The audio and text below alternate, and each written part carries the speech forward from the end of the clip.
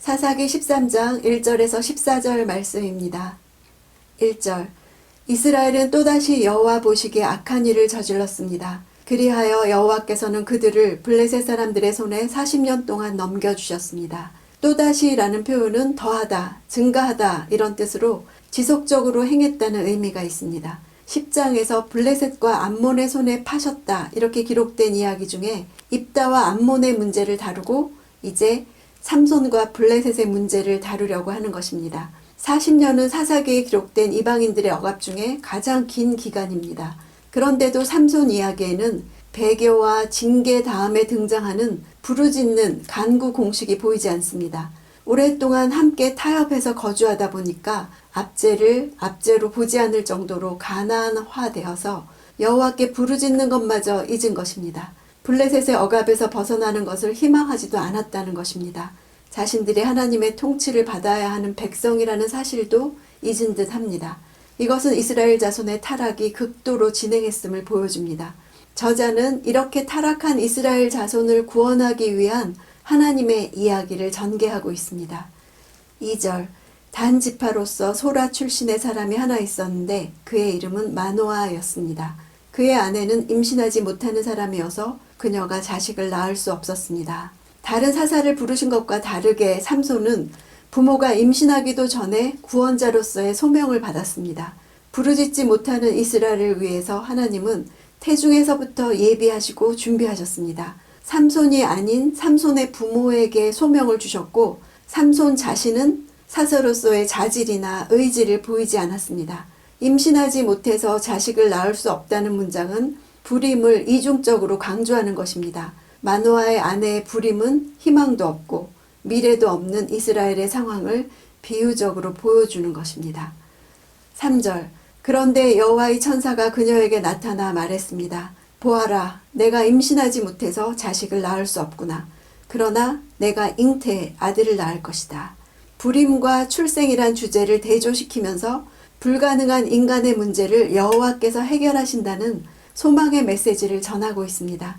아들을 낳을 것이라고만 하지 않고 잉태 사실까지 언급하는 것은 이 잉태가 자연적인 것이 아니라 하나님의 초자연적인 은총으로 인한 것임을 보여주기 위해서입니다. 오직 하나님만이 죽은 자를 살리시며 없는 것을 있는 것으로 부르시는 분이심을 보여주지요. 4절.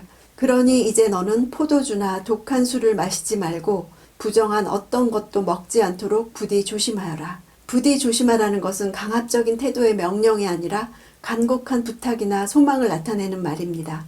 마시지 말고 먹지 않도록 이렇게 이중 명령문을 쓰면서 일시적인 금지를 나타내는 미완료형을 썼습니다. 따라서 마노아의 아내는 포도주와 독한 술과 부정한 것을 평생 금하는 것이 아니라 일정 기간 동안만 금하면 되었습니다. 즉 나실인으로 선택된 아들을 잉태하는 순간부터 출산하는 기간까지만을 의미한 것입니다. 5절. 보아라, 내가 임신해 아들을 낳을 것이니 그의 머리에 면도칼을 대서는 안 된다. 그 아이는 모태에서부터 하나님께 나실 사람이 될 것이기 때문이다. 그가 블레셋 사람의 손에서 이스라엘을 구원하기 시작할 것이다. 그의 머리에 면도칼을 대서는 안 된다는 명령에 대해서는 영원한 금지를 나타내는 절대 부정어가 쓰였습니다. 나실인으로 태어날 아들이 나면서부터 죽을 때까지 결코 머리칼을 잘라서는 안 된다는 것을 의미합니다. 삼손은 블레셋 사람의 손에서 이스라엘을 구원하기 시작할 것이라고 말했죠. 삼손이 가져올 구원은 불완전할 것이다. 블레셋에 대해서 승리를 완수할 자는 사무엘이 기름 부을 다윗 왕이었죠. 다윗 또한 불완전한 구원자였습니다. 삼손은 우리에게 다윗을 가리키며 다윗을 넘어서서 자기 백성을 구원하실 완전한 사사이신 예수님을 가리킵니다.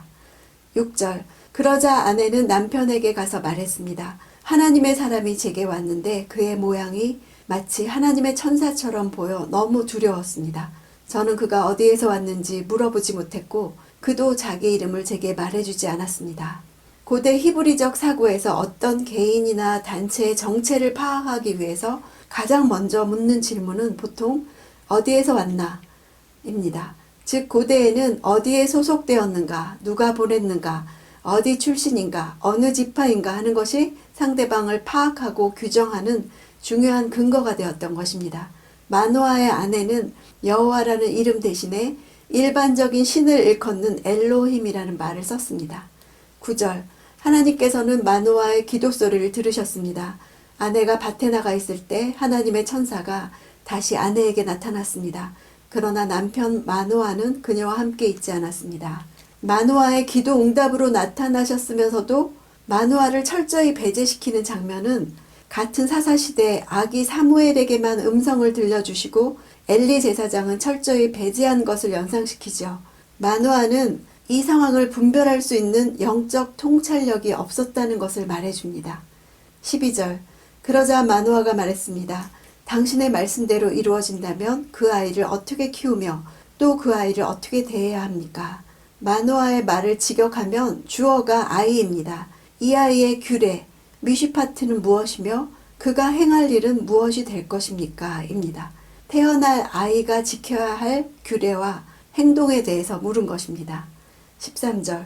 여호와의 천사가 마노아에게 말했습니다. 내가 내 아내에게 말한 모든 것을 지켜라. 여전히 천사는 마노아의 질문에 대답하지 않은 채 마노아를 배제시키고 아내와만 소통하고 있는 모습을 보여주고 있습니다. 마노아는 태어날 아이가 지킬 규례와 행할 일에 대해서 물었죠. 하나님은 정확하게 답해주지 않으셨습니다.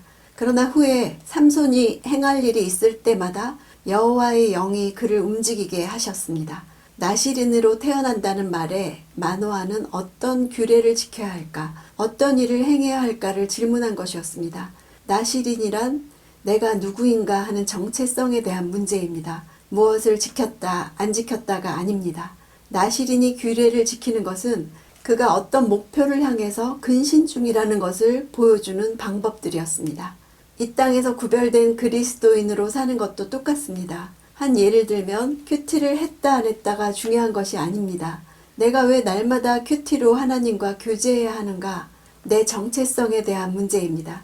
정체성이 확실한 사람은 상황에 상관없이 오늘도 하나님을 만나는 것이 중요하고 만나와 같은 말씀을 먹는 은혜를 누릴 수 있다는 데 가치를 둡니다. 그럴 때 어떤 행동을 하면서 살아야 할지 알게 되는 것입니다. 오늘 내가 해야 할 행동보다 내가 누구인지에 대해서 묵상하는 시간이 되기 원합니다.